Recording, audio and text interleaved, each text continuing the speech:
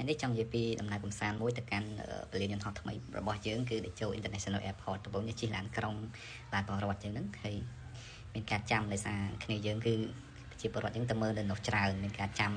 ឡាន2ឡាន3ទៅមកយើងបានជិះចឹងណាហើយដោយសារឡានមានចំនួនច្រើនគឺយើងឈរនៅពីឈរខ្លះអង្គុយខ្លះចឹងណាហើយមានឡានស្ទះគួរសមដែរហើយបន្ទាប់មកយើងទៅដល់ពលានហើយចុះនៅពេលឡាននេះហើយយើងទៅមើលទស្សនវិជ្ជានៅក្នុងពលានទាំងអស់គ្នាខ្ញុំបាននាំម៉ាក់របស់ខ្ញុំទៅមើលដែរនិយាយទៅគឺស្អាតមែនតើស្អាតជាងដែលយើងមើលនៅក្នុងរូបថតទៀតគឺធំមែនតើហើយប្រជាជនយើងគឺទៅមើលច្រើនមែនតើហើយនេះសកម្មភាពជិះចដើយកឡើងទៅពីជាន់ក្រោមហើយយើងទៅដល់យើងឃើញកន្លែង check in គេហ្នឹងមានរូបព្រះពុទ្ធយ៉ាងធំហើយប្រជាពលរដ្ឋយើងគឺទៅច្រើនមែនតើដើម្បីធ្វើការគោរពបូជានៅទីនោះស្រស់ស្អាតនិយាយទៅគឺពណ៌មាសតែម្ដងស្រស់ស្អាតខ្លាំងមែនតើហើយយើងក៏បានចូលគោរពដល់ព្រះពុទ្ធហើយបន្តមកទៀតយើងបានឡើងទៅខាងលើដើម្បីមើលហាងលក់ទំនិញកន្លែងញ៉ាំអីជាច្រើនទៀតផងដែរហើយបន្តមកទៀតគឺយើងបានអង្គុយសម្រាកលេងកិច្ចតិចសិនអត់បានការកាទេទេគឺអង្គុយធម្មតាទេអត់មានអីទេគឺយើងអង្គុយនៅគៀនហ្នឹងគឺបរិយាកាសល្អគួរសមស្ងប់ស្ងាត់ហើយចុះមកវិញគឺចដើខូចដោយសារមនុស្សច្រើនពេកអត់ដឹងមិនដែរខូចបាត់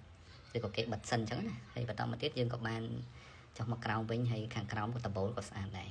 ហើយបន្តមកមុននឹងយើងចាក់ចេញគឺមានភូមិមួយគេធ្វើលក្ខណៈផ្ទះខ្មែរមានលក់បាយម្ហូបជាច្រើនប៉ុន្តែដោយសារតែមនុស្សច្រើនពេកខ្ញុំក៏អត់បានទិញអីញ៉ាំនោះដែរប៉ុន្តែមើលទៅទំនងដោយសារប្រជាពលរដ្ឋយើងគឺមកលេងនឹងច្រើនដូច្នេះហើយវាយើងបម្រើសេវារៀងអត់តាន់តិចណាប៉ុន្តែល្អផ្ទះហ្នឹងគឺមានតាំងវត្ថុបុរាណជាច្រើនដូចកន្លែងនេះដូចជារូបអប្សរាហើយមានតកតងនឹង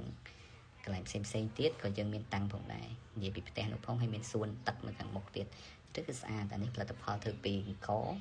ហើយយើងមើលទៅឃើញដល់ពលានយន្តហោះយើងតែម្ដងស្អាតមែនតើហើយនេះផលិតផលធ្វើដោយដៃមានស្រាក់ចានអីចឹងកញ្ចក់រូបអប្សរារូប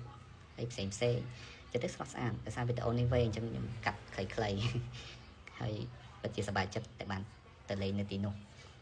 ហើយដោយសារប្រជាជនមានតែគ្រប់គ្រងច្រើនអញ្ចឹងអាចថាមានលក្ខណៈតែស្ទះតិចតួចប៉ុន្តែអត់អីទេគឺសប្បាយរីករាយទាំងអស់គ្នាហើយអត់បានទិញអីទេហើយទៅចង់មកវិញ